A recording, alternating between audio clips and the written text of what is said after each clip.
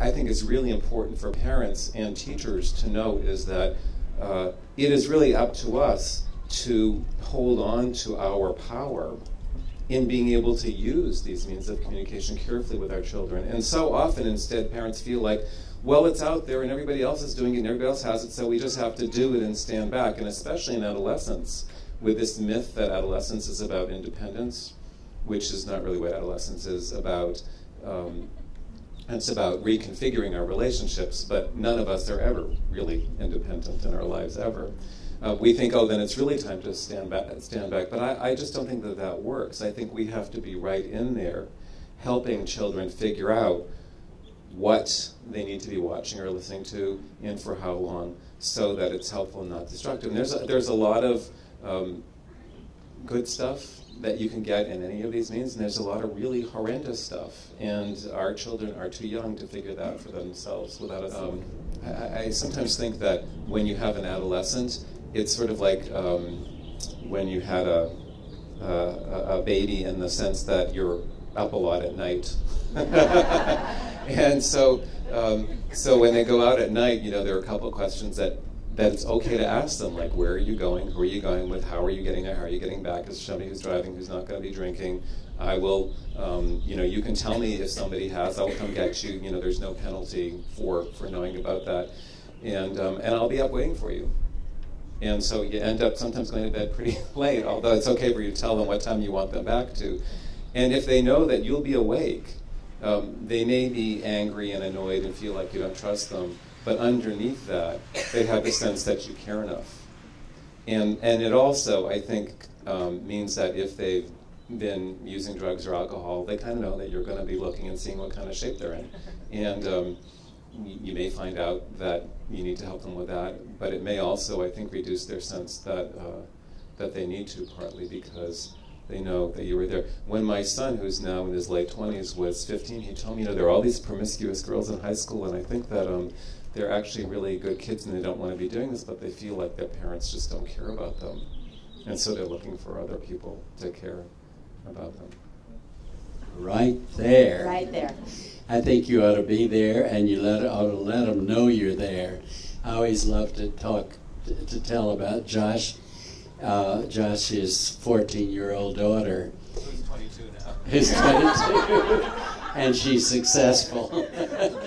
But she and her friends were going out on Halloween in Boston to, take in. And it's dangerous in Boston for young, pretty girls. And so she said, Dad, I don't want you to come with me. He said, I'm not going to come with you. But I am going to be across the street. And she said, I don't want you across the street. He said, I don't care whether you want me or not. I'm going to be there. And sure enough, they needed him. So I don't think you ever give up. I think you allow them their independence, but you say, I'm right here behind you. And when you need me, I'm going to be here. And I think this never, never stops. I have 4 children now in their 50s, and they still come home. They still call me when they need me. And I don't think you ever give up. I'd just like to add that as children get older, you lose control and you lose power. And you have to give up control and power in order to find what you do have in a new form. And so I think what you're working towards that emerges is a kind of collaboration. And there comes a point where you have to just level with your children and say, when it applies, this part is really up to you. I can tell you what I think, but I can't be there. I can't be watching all the time. And so you're going to have to figure out what you really want, what you really care about, what really matters to you, and we can talk about it, and I can help you think that through.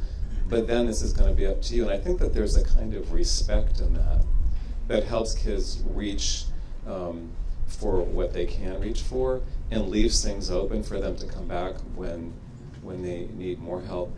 So it's not about controlling or having power over them, but recognizing that you don't, and then staying present.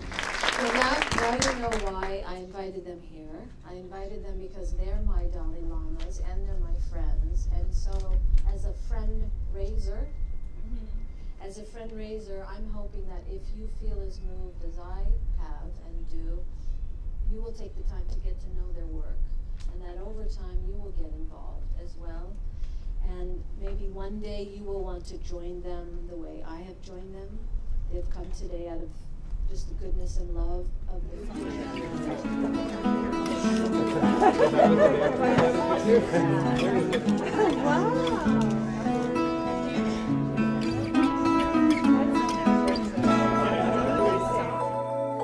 Christopher Robin